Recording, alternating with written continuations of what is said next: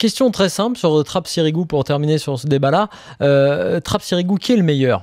Lequel prendriez-vous en termes de génération, de technique, pour faire très simple? Vous me posez une question difficile. Si c'est pour jouer en Angleterre, j'en prends pas un.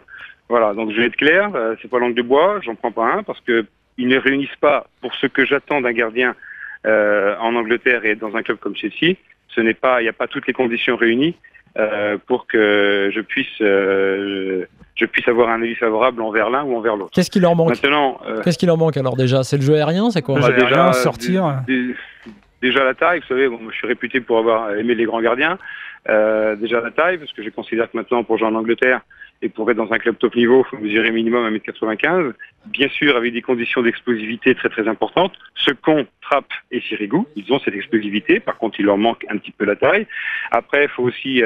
il y a aussi, après, vous savez, je vis pareil, je me répète, mais je vis pas au quotidien avec les gars, je suis pas à l'entraînement avec eux, donc j'aime pas trop parler des choses que je ne maîtrise pas totalement. Trapp est un bon gars, est un excellent gardien, qui a 24 ans, qui a quand même un bel avenir devant lui, qui a des qualités d'ordre tactique qui sont intéressantes, parce que je pense que Pepe Guardiola en Allemagne a commencé à faire des émules sur le fait d'utiliser le gardien comme le 11e joueur de l'équipe. Et ça commence, comment dirais-je, à se voir sur les terrains allemands. Après, Sirigu, personnellement, j'ai pas apprécié la campagne anti-Sirigu parce que même s'il a été peut-être un petit peu moins efficace, moi je peux faire une série de clips sur Sirigu l'an passé qui a quand même bien rendu service aussi au PSG. Alors c'est facile de vouloir détruire un gardien et puis d'essayer de faire la place à un autre.